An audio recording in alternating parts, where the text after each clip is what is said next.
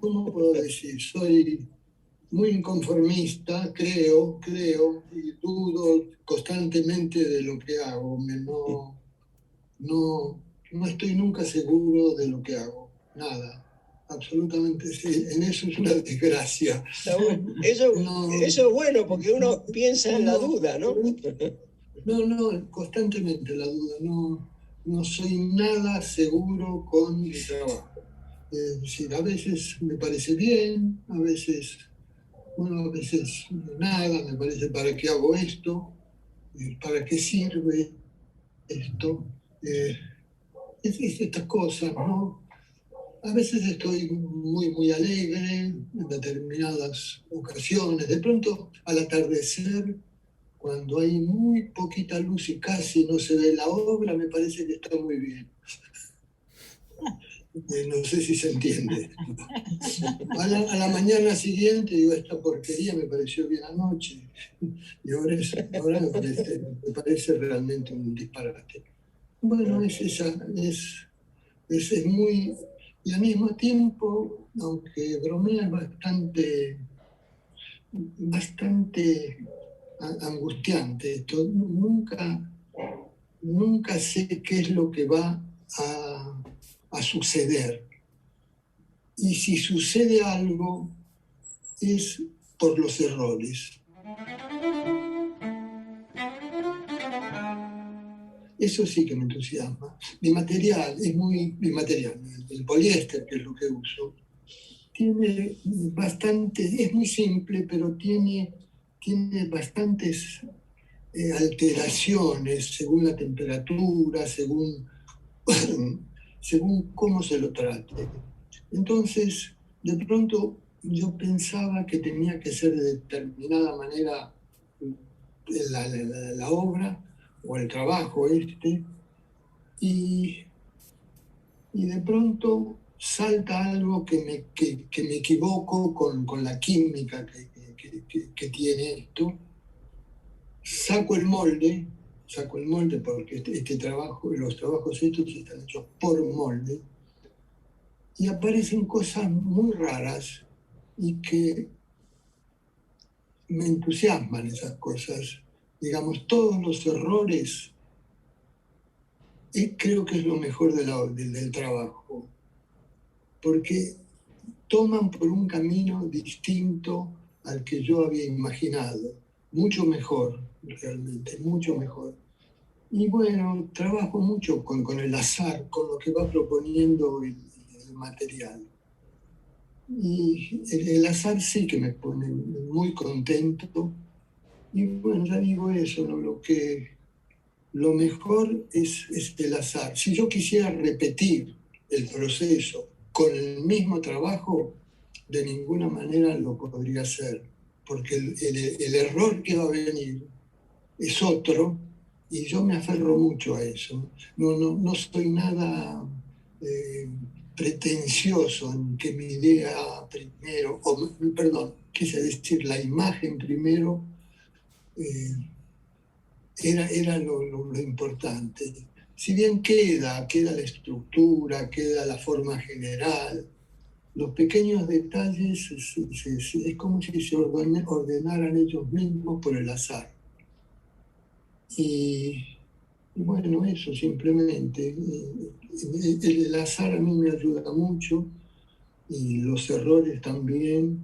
Y al dejarlos, yo digo, bueno, ya al dejar esos errores o ese azar, dejan de ser azar, se transforman en algo que me entusiasma más que lo que yo había imaginado, ¿no?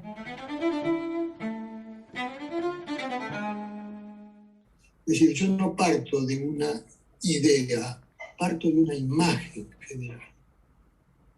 No sé si esto se entiende o es un barullo que les estoy haciendo. Sí, se entiende. ¿Se entiende? Sí, un poco de alguna manera te entusiasma lo que no podés controlar, lo que aparece, y trabajás, recreás en eso, ¿no? Ahora bien, también hay una famosa y trillada frase de Picasso, que se la atribuyen a él, no sé si será cierta, que decía que yo no busco encuentro. Ahora bien, nadie encuentra lo que no busca, ¿no? Porque uno recoge lo que le interesa, ¿no? Entonces, de alguna manera hay como una dialéctica, un ida y vuelta, ¿no? En eso, ¿no? Puede ser, pero hay otros artistas que son muy, muy rigurosos, y no digo que esté mal eso. Pienso en la historia del arte. Pienso, por ejemplo, en un Piero de la Francesca, en esos que son matemáticos y al mismo tiempo son de una sensibilidad tremenda.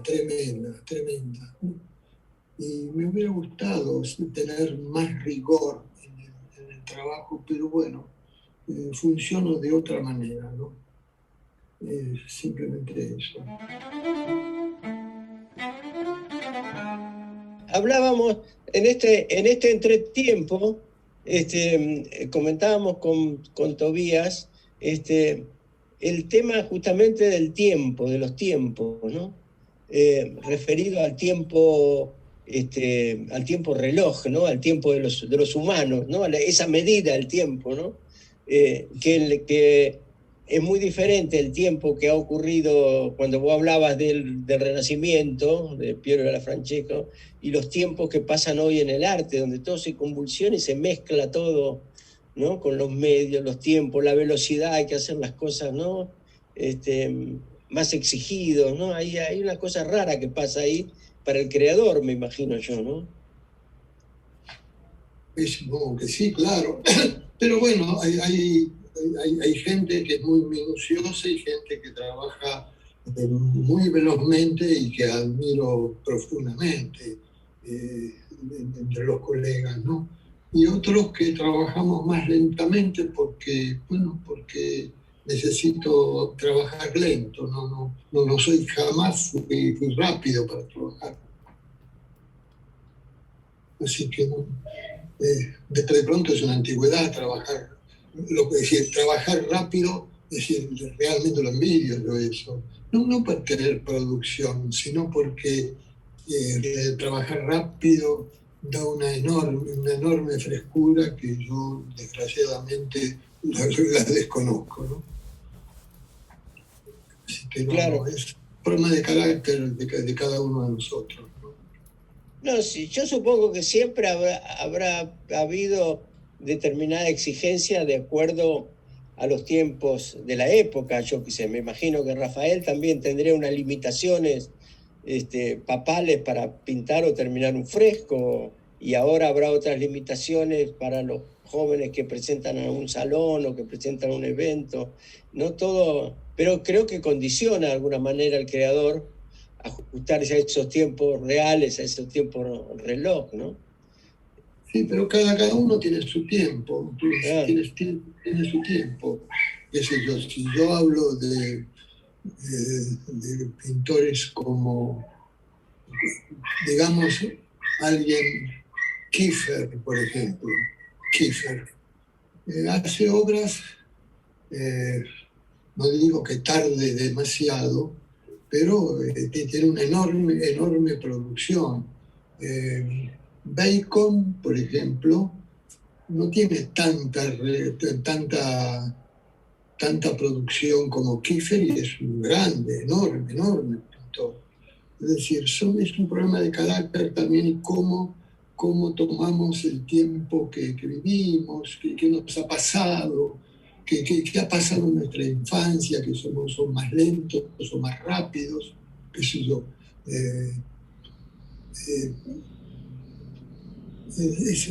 Es muy relativo todo eso. Creo que es no solo una cuestión de tiempo, sino una cuestión de carácter, ¿no? Mi formación no fue de escultor, si es que yo soy escultor, ¿no? Fue de diseñador gráfico, por un problema que mis padres jamás creyeron de que yo podía mantenerme como pintor, ¿no? Entonces tuve que estudiar, haciéndoles casos a ellos, y estuvo bien, que me dieron una enseñanza que me permitía ganarme la vida, que no dependía de ellos. Entonces, yo estudié 5 años de algo parecido a diseñador gráfico, y eso también, de alguna manera, el trabajo que yo hago sale algunas cosas, muy curiosamente, del diseño gráfico. Ah, mira. De acuerdo a cada uno. Marcia Schwartz, por ejemplo, la que la profundamente yo. Marcia trabaja en una velocidad enorme y es maravillosa para mi gusto, ¿no? Esa frescura. Sí, sí. No, pero, lo es. te das cuenta, ¿no? Y bueno, las cosas, a veces cuando veo pinturas de 30 años antes de Cristo, digo, bueno, si ya en esa época ya se hizo todo esto, ya está, ¿qué hicimos después? Bueno, se fue girando para un lado, para el otro, pero antes 30 años antes de Cristo, que creo que son las más antiguas que se conocen, estaba hecho todo, nació entero todo. ¿Sí? Esas últimas pinturas que han aparecido en Francia, uno se queda con la boca abierta, hasta la perspectiva estaba hecha ya. No sé si has visto, por ejemplo, La Cueva de los Sueños Olvidados, de Herzog, que es una película donde pudo entrar solamente él y un camarógrafo. Te quedas con la boca abierta. ¿Cómo se hizo esto? Si está todo hecho, entonces. Es un problema de conectarse distinto con el mundo que nos rodea, ¿no? Y bueno, son variaciones nada más. Claro. No, yo creo que lo que yo te preguntaba creo que lo contestaste, porque yo mi pensamiento iba hacia si el creador estaba condicionado por los tiempos, estos veloces, locos que hay en este momento, y yo pensaba, y creo que lo contestaste bárbaro, ¿no? Porque bueno, cada uno tiene su tiempo, y el gran secreto es en desoír el tiempo de afuera y escuchar el tiempo de adentro, vos dijiste de alguna manera, ¿no? No estar condicionado por ese afuera, ¿no?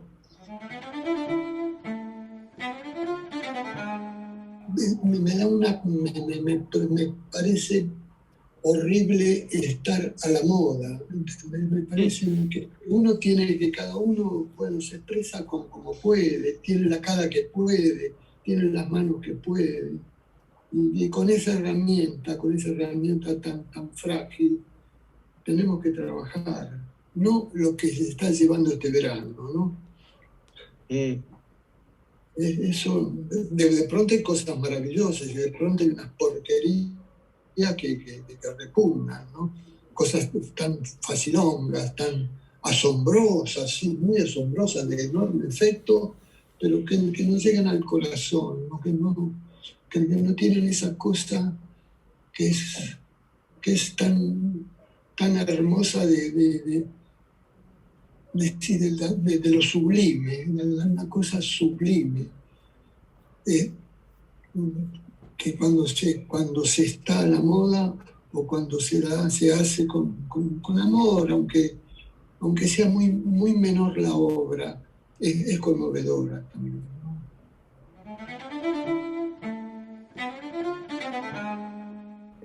Di Stefano, vos fuiste representante argentino en la Bienal de Venecia hace unos años. Ese escenario de ver la obra de representantes de diferentes lugares del mundo y vos en ese escenario, ¿cómo viste el panorama general internacional? Cuando fui me pareció bastante flojo, con muchos efectos, con cosas que a mí me parecen absolutamente ridículas. Por ejemplo, había una obra que era una hermosa mujer desnuda, real, acostada en una camilla. Sobre su piel había como unas marcas, como unos cuadraditos de color. ¿Y cuál era el chiste? Que uno tenía que lamer cualquiera de esos cuadraditos para ver cuál era el gusto que tenía para poder ser aplicado de determinada manera. Yo creo que eso son esnovismos que dicen, ay, sí, qué chiste, qué lindo, pero bueno, yo estoy muy aburrido de los piolines que van de un lado a otro, de la pared, división del espacio. Basta de eso, basta. Es muy facilongo todo eso. Hay artistas contemporáneos que son asombrosos y que no hacen eso, no, de ninguna manera. Se siente cuando es verdad la obra y se siente cuando la obra lo único que quiere hacer es asombrar. El espectáculo, es decir, es como si se ha corrido enormemente la sensibilidad al espectáculo, ¿no? A la gran cosa que te deja con la boca abierta, que giran, que esto, que lo otro. No sé, es eso. A veces obras muy, muy humildes te dicen mucho más que tanta parafernalia, ¿no? Que tanta tecnología también. Más de demostrar una idea para asombrar que la obra en sí mismo, ¿no? Mostrar Una sensibilidad, sí, y siempre estamos hablando del presente. Siempre, no podemos huir del presente. Somos lo que nos da desde la infancia, a lo que nos formaron, a lo que nos pasó, a las alegrías, a las tristezas, eso somos. Y naturalmente la obra, no que queramos eso, la obra sale de esa manera. Hoy hablábamos de la obra tuya que está en el museo, El Mudo, ese acrílico. Es una obra de los años 70, creo, me parece, y tiene la vigencia de habla de toda la dictadura del 76 para adelante, de las calamidades, o sea, sigue contando cosas de la actualidad, ¿no? Ese es el secreto y el misterio, ¿no?, de la obra, ¿no? Sí, y al mismo tiempo esa obra que estuvo expuesta siempre durante la dictadura no pasó y la gente no se dio cuenta, es decir, el dictador, los dictadores, los asesinos, no lo vieron ni de alguna manera sigue estando, ¿no? Qué curioso, ¿no? No se enteraron. Y sabes también qué pasa, qué es lo que ve la gente de ese trabajo, que bueno, no es que a mí me guste muchísimo, me parece bueno, un trabajo hecho en ese momento. Pero después dijeron tantos disparates que, por ejemplo, me acuerdo que alguien mirando dijo, es una tortura china.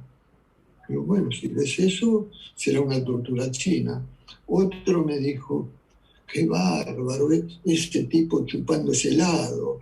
Bueno, será un tipo que chupó un helado. Si vos ves eso, a lo mejor lo tenés en la cabeza. Otro me dijo, usted, un chico, me dijo, usted hizo ese chabón que está en el museo, que le cae una baba. Y bueno, fantástico, cuántos sentidos tiene una obra, qué bárbaro. Si algo te conmovió el fenómeno, ve lo que puedas ver. Somos muy inofensivos, desgraciadamente. Que ahora se cumple en junio un aniversario de una famosa muestra en la que vi que vos fuiste participante y protagonista, que fue el malvenido Mr. Rockefeller. Ah, sí, sí, sí. En el año 69, ¿no? Es un evento realmente que, bueno, leía, yo tenía 19 años, en esa época era joven. Y todos éramos más chiquitos, sí, claro. Todos fuimos jóvenes, ¿no? Claro. No, bueno, y entonces estaba mirando el grupo, ¿no? Que había un grupo interesantísimo de artistas, estaba Alonso, estaba Bota, bueno, un montón de gente. Y realmente la muestra es conmovedora. Hay un coleccionista que se dedicó a buscar obras que pertenecieron ahí, que es un famoso coleccionista que es el único que tiene la colección completa y muchos originales de la revista Crisis, y también Sí, se puso a coleccionar sobre la muestra Malvenido Mr. Rockefeller. Bueno, entonces estaba leyendo material y yo decía, bueno, realmente fuera como una epopeya, porque era la época de Onganía, era una época, ¿no? Que si bien, como bien vos decís, es muy poco lo que se hace, no se triunfa, pero esos son hitos que quedan clavados en la historia del arte argentino. Eso ha quedado como, ¿no? Como un referente para un joven, ¿no? Pero escúchame, está bien, lo que decís está bien, y yo lo veo eso más como una necesaria propaganda para, para, para gritar por los crímenes que se hacen. Pero yo digo, ¿por qué uno admira un cuadro de Grunewald? Ese cuadro es de un terror enorme. Yo, por supuesto, que no soy religioso, no estoy de acuerdo con ninguna tortura, y yo estoy admirado de ese cuadro que es absolutamente genial. ¿Qué miro ahí en eso? ¿Por qué me conmueve Grunewald y no me conmueve, por ejemplo, el Piolín que atraviesa un espacio y esa es la obra? ¿Entendés? No. Hay algo bastante misterioso en las obras que las admiramos porque son geniales y no estamos en absoluto de acuerdo con lo que representa esa obra. Por ejemplo, el retrato de Velázquez, no me acuerdo cómo se llama el cardenal ese. Cuando uno está mirando ese retrato de Velázquez, del Papa, sí. el del Papa, uno se queda absolutamente helado, porque es genial, tan perverso todo ese cuadro, y sin embargo es milagroso. ¿Qué es lo que lo hace profundo eso? Cuando ese Papa se vio a sí mismo en el retrato, dijo, troppo vero, demasiado verdadero, dijo el Papa. Es la personificación de la maldad, de lo perverso. Y es un cuadro que te caes al suelo de admiración. ¿Qué pasa? ¿Por qué estamos asombrados del fusilamiento de Goya? Estoy hablando de las obras, de las obras magnas, y es un fusilamiento. Eso, ¿por qué uno se pone a llorar delante de eso? ¿Y qué es lo que hace eso? Al mismo tiempo, hay un cuadro que es otro fusilamiento, que es el fusilamiento de Maximiliano, creo que está casi al frente y no pasa nada en ese fusilamiento. Es prácticamente espejado, está colocado en el Prado. Y uno es llorar de angustia de lo que pasó, y en el otro te rebota totalmente. no pasa nada. Lo que uno admira no es el tema, es el cómo se hace eso. Cuando retoma Francis Bacon el retrato del Papa y lo hace gritando, y pensaba, es cierto lo que decís, Velázquez no necesitó ni que grite, ni que nada, ni que haga ningún gesto, ¿no? Es impresionante, hay una cosa del espíritu maligno de ese Papa que sale. No, es de una perversión este Papa. Exactamente. Al mismo tiempo, y cerquita, hay montones de retratos en ese mismo museo del mismo Papa, y no pasa nada. Y es igual. Es igual. ¿Y por qué se nos deja con la boca abierta? Igual, ya te insisto, en el Grunewald, cuando uno ve la crucifixión de Grunewald, dice, Dios mío, ¿qué es esto? O de pronto, qué sé yo, puede ser una cosa totalmente inocente como una barca en el agua de un pintor de 1400. No sé si es de Lorenzetti. Y no es nada, eso que es un barquito en el agua, no hay tema. Y te pones a llorar de emoción. ¿Sí? Porque eso es lo que vale. ¿Cómo? No sé qué magia tiene eso. Claro. Sí, vos sabés que yo tuve la oportunidad de ver una muestra que eran justamente los fusilamientos, donde estaba estaba el fusilamiento de Picasso, los fusilamientos de Corea. Ahí está. Estaba el que vos nombraste recién, y bueno, y no tienen esa cosa fuerte espiritual que tiene el fusilamiento de Goya, que casi no tiene color el fusilamiento de Goya, es una pintura macra, sí, es una marronada, ¿no? Y hay algo, no sé qué decir, pero hay algo, un misterio, algo que sobresale. Muy curioso.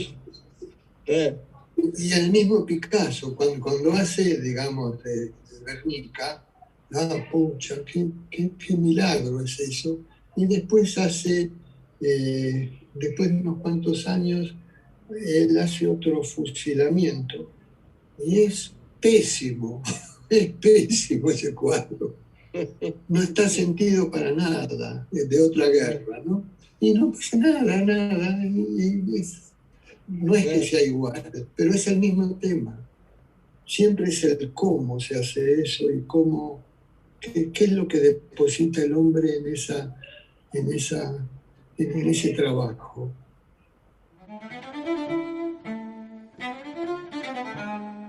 Es decir, ¿qué es lo que me mueve en esa caverna que pudo filmar por suerte Herzog? Sí, Herzog decía lo que hago es la conquista de lo inútil. Creo que es exacto, es eso, la conquista de lo inútil, y que al mismo tiempo te da esa satisfacción, ese alimento, ¿no?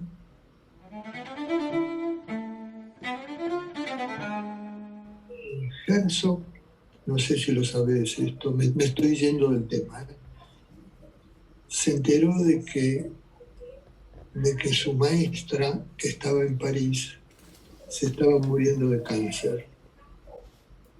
¿Qué hizo Herzog? Atravesó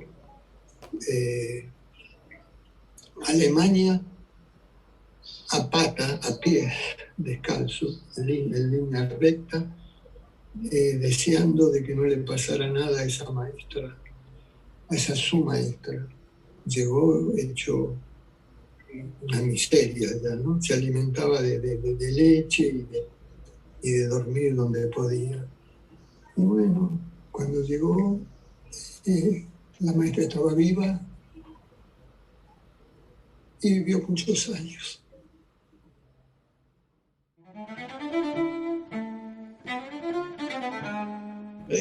A modo de pregunta, te digo, hay como un espíritu de época, ¿no? Por ejemplo, la generación de que vos fuiste protagonista, de la generación del 60,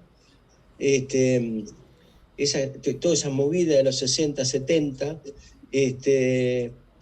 me da la sensación a mí que tenía como una especie de norte, había como un pelotón de creadores que ideológicamente apuntaban hacia un lugar, armaban muestras, cosas, protestas, en fin, había publicaciones, muchas publicaciones, había todo un movimiento interesante en esa generación, como una irrupción en la generación del 60, que por ahí ahora no se la ve, por ahí está, pero no se la ve, y por ahí no hay ese espíritu de grupo, de cuerpo, que aunque no importa si se peleaban unos con otros, pero había un espíritu de cuerpo generacional, ¿no?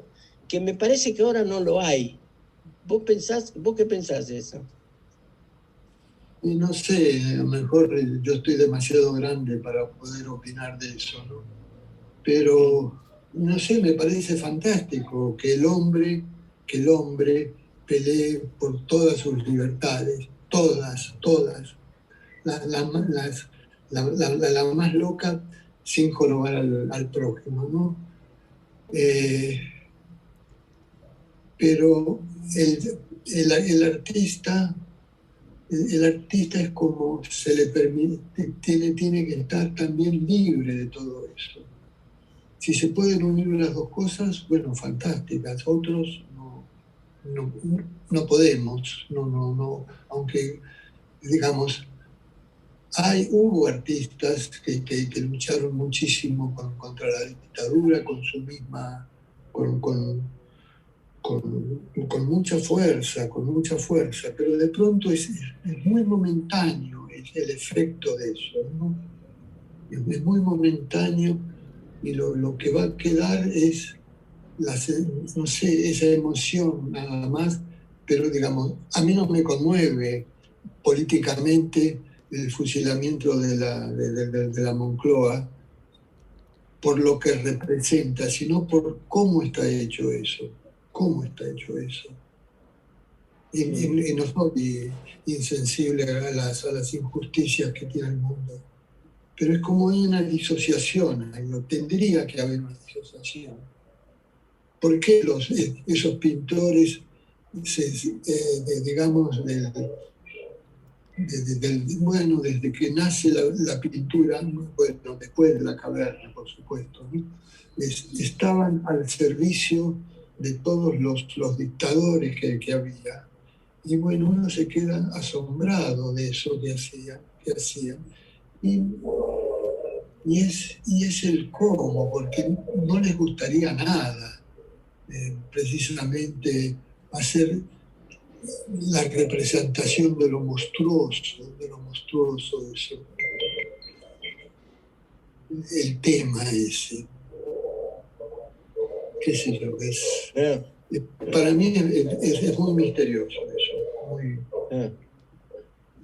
y ojalá esté equivocado y que sea bueno eso, sí, es fantástico, pero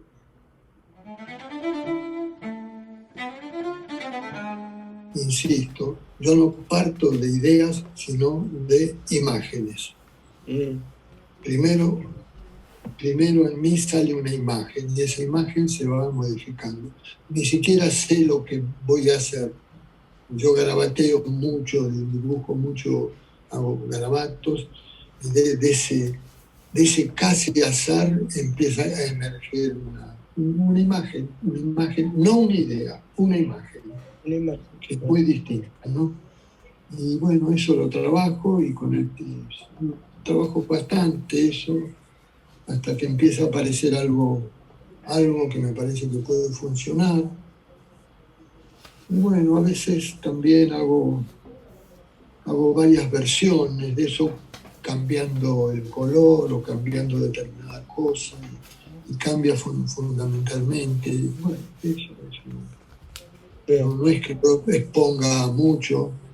Es decir, tenía una muestra en el museo, pero con estas condiciones no, es muy desgraciado exponer, y al mismo tiempo tendríamos que exponer. Pero claro, estar juntos no se puede, y ¿qué pasa con una muestra si no hay nadie tampoco? Sí, lo último que vi tuyo, que me encantó, fue lo de OSDE, lo que se había hecho en OSDE. En OSDE se hizo, que fue una muestra sobre la dictadura, era. Se hizo una muestra sobre la dictadura, sí, en OSDE. No, pero después yo hice una muestra sobre el OSDE, sí. A esa me refiero, a la que hiciste solo. Sí. La que hice solo. Sí. Una hermosa muestra, sí, una hermosa muestra. Sí. Sí, un poco retrospectiva, había diferentes épocas, muy interesante.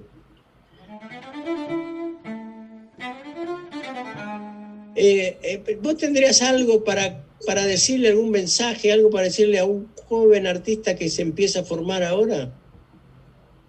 No, lo único que le digo es que tiene que empezar a ver primero. Saber ver. Y segundo, que sea sincero y que vea todo, por favor, que vea todo lo que se hace, lo que fue y lo que se hace ahora. Y después que sea sincero con él mismo. Nada más que sea sincero. Que haga con amor la cosa y se va a funcionar. Pero él tiene que aprender a ver, aprender, que no es lo mismo un cactus que una rosa. ¿Sí? Y eso tiene un espíritu, y de pronto sería muy bueno que cuando comienzan los chicos a dibujar puedan expresar de alguna manera, con el trazo, con el color, la rosa y el cactus, que tienen otro espíritu, tienen el trazo, la escritura tendría que ser distinta, ¿no? Eso, y bueno, y después será libre, pero si no sabe ver un cuadro, o una escultura, o una película, digamos, no es tan fácil el asunto, ¿no? No va a salir una buena música de eso.